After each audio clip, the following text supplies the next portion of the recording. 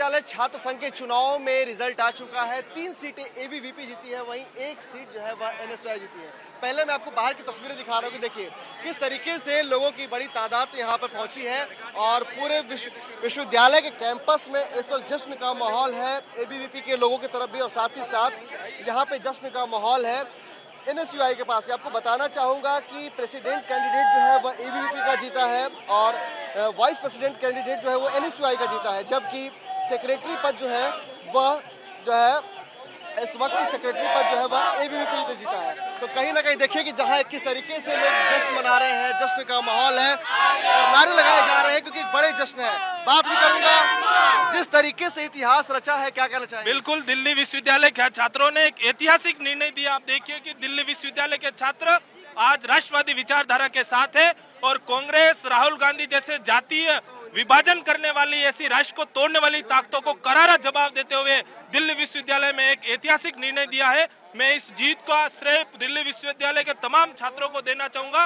विद्यार्थी परिषद के एक एक कार्यकर्ताओं को देना चाहूंगा और निश्चित ही देश के अंदर देश को तोड़ने वाली जो ताकतें हैं उनको भी करारा जवाब दिया दिल्ली विश्वविद्यालय ने। जो भारत के अंदर नेपाल, बांग्लादेश जैसे सपने देखने वाले जो लोग थे कि बांग्लादेश और नेपाल जैसी भारत में स्थिति पैदा करके हम सत्ता हथिया लेंगे, उनको दिल्ली विश्वविद्यालय के लागू छात्रों ने एक मैसेज दिया। बताइए, आप लोग महिला, आप लोग भी बताइए क्या बदलाव आएगा इस बार? पहले रौनक खत्री थे, अब इस बार एबीवीपी ने जीता है। इससे ये जो दिल्ली यूनिवर्सिटी में जो बहनें पढ़ती है ना, सबसे बड़ा बदलाव उनके साथ आएगा क्योंकि जो एनएसयूआई है ना, आज हम भी थे, हमारे साथ इतना बुरा बर्ताव किया उन लोगों ने, उनके लड़कों ने, कि हमें मतलब इतना आपत्ति, कई लड़के थप्पड़ मार रहे हैं बहनों को, कई कुछ कर रहे हैं। तो सबसे बड़ा प्रभाव वहाँ पड़ेगा। यहाँ पे एबीवीपी के आने से मतलब महिलाओं का सम्मान होगा। ये थप्पड़ की बातें करें तो क्या हिंसक माहौल था? जी जी, बिल्कुल हिंसक माहौल था। हमारे साथ जहाँ हम खड़े रहते थे वहाँ हमें हर कुछ बोला गया था, हमारे साथ मारपीट की गई थी और जो के कुछ लड़कों द्वारा हमारे साथ मारपीट की गई, उसका विरोध में फिर एनएसयूआई के गुंडों ने हमारे साथ बहुत बुरा व्यवहार किया। अखिल भारतीय विद्यार्थी परिषद आएगा तो हमारे मैनिफेस्टो में वुमेन हेल्पलाइन की बात कही गई है, हमारे मैनिफेस्टो में कैंपस में गायनिक की बात की गई है, हमारे मैनिफेस्टो में मेट्रो पास की बात कही गई है, कई सारे डेवलपमेंट के साथ विद्यार्थी। अब एक बात मुझे आप ये बताइए कि राहुल गांधी ने कहा है कि जेंजी को वोट चोर वाले मामले को आगे बढ़ाना चाहिए, जेंजी को आगे आना चाहिए। यहाँ एक बड़ी तादाद जेंजी की है। देखो, मैं आपको भी बताना चाहता हूँ कि इस देश की 125 करोड़ 140 करोड़ पॉपुलेशन में से 75% जो आबादी है वो युवाओं की है, जेंजी की है। राहुल गांधी जेंजी के लिए ये क्यों नहीं कहते कि शिक्षा में सुधार कब होगा, नौकरी में सुधार कब होगा, एम्प्लॉयमेंट में सुधार कब होगा? वो क्यों नेपाल की तरह इसको प्रोटेस्ट को, जेंजी को इंडिया में लाना चाहते हैं? मैं ये आपसे पूछना चाहता हूँ। यानी कि इसी तरीके से अब आप लोगों का जो आपने वादे किए वादे पूरे होंगे? बिल्कुल, पूरे साल भर विद्यार्थी परिषद 24/7 छात्रों के लिए काम करेगी, कैंपस में सक्रिय रहकर काम करेगी।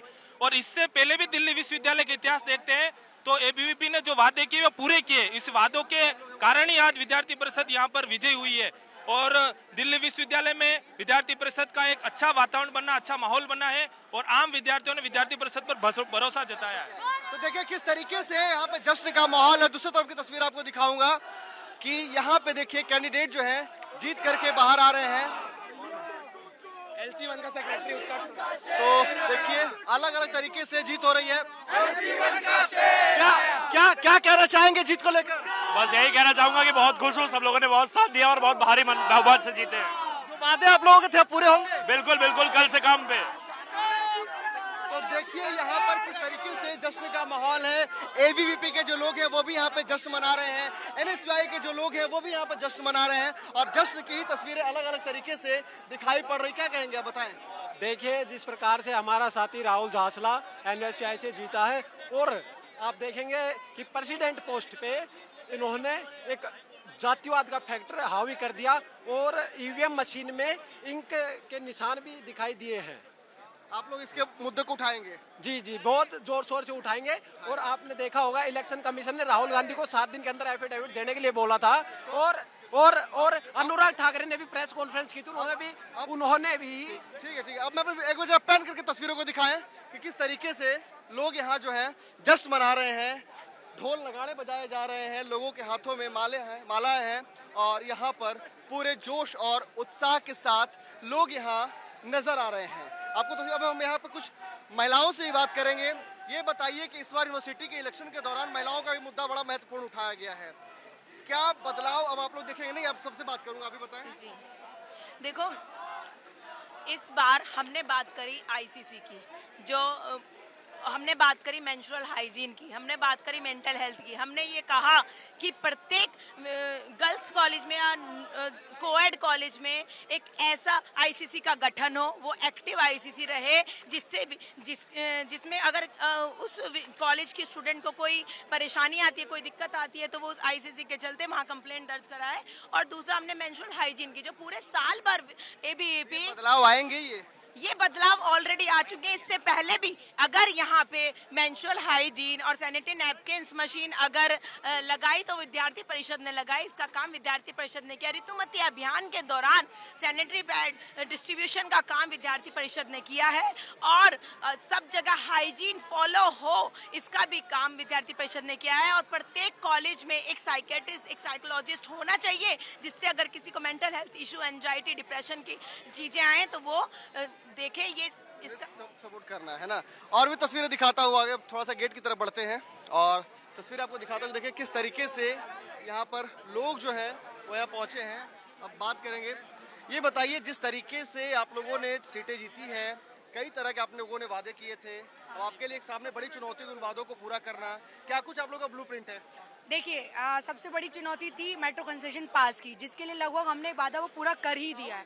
आप देख ही रहे होंगे, न्यूज़ में आ चुका है, राष्ट्रीय जो समाचार पत्र हैं, रेखा जी ने कह दिया है कि अब हम ड्यू के जो स्टूडेंट्स हैं उनको मेट्रो कंसेशन पास प्रोवाइड करा देंगे। ड्यू स्पेशल बस बहुत टफ थी, वो हमने चालू करवा दी पूरी की पूरी। तो मुझे नहीं लगता इससे ज़्यादा टफ कोई काम होगा।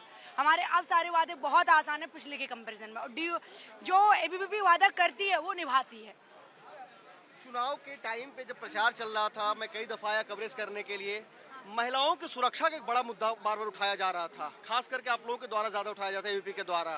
तो उसमें महिलाओं की सुरक्षा को लेकर किस तरह से बदलाव करेंगे आप लोग? देखिए, बहन अपराजिता के टाइम पे वामिका चालू हुई, जो पुलिस सर्विस रहती है, शाम होते से ही यहाँ वामिका की कई गाड़ियाँ आपको घूमती हुई नजर आ जाएंगी, पूरे जितने भी पॉइंट्स हैं। तो महिलाओं की सुरक्षा के लिए हम पहले भी मतलब अडिग थे और आगे भी और करेंगे।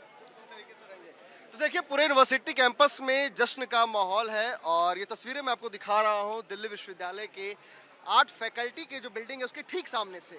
और यहाँ पर देखिए अलग अलग पक्ष के जो लोग हैं वो यहाँ मौजूद हैं, चाहे एबीवीपी के लोग हों, एनएसयूआई के लोग हों, चाहे आइसा के लोग हों। और यही तस्वीर आपको मैं दिखा रहा हूँ इस वक्त कि किस तरीके से लोगों के भीतर जो है जश्न का माहौल है। और इसी तरीके से दिल्ली विश्वविद्यालय छात्र संघ का चुनाव जो है वह यहाँ पर कंप्लीट होता हुआ दिखाई पड़ रहा है।